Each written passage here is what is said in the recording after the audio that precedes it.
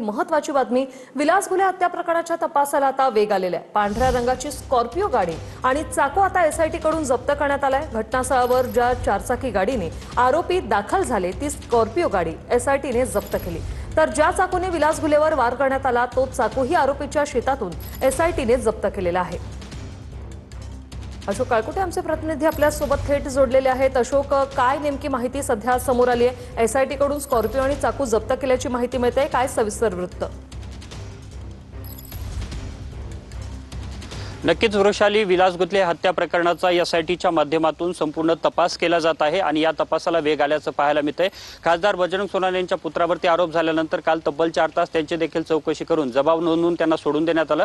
आता एसआयटीने पांढऱ्या रंगाची स्कॉर्पिओ गाडी, ज्या पांढऱ्या रंगाच्या स्कॉर्पिओ गाडीतून आरोपी घटनास्थळावरती आले होते, ती हीच पांढऱ्या रंगाची स्कॉर्पिओ गाडी आता एसआयटीने जप्त केली आहे।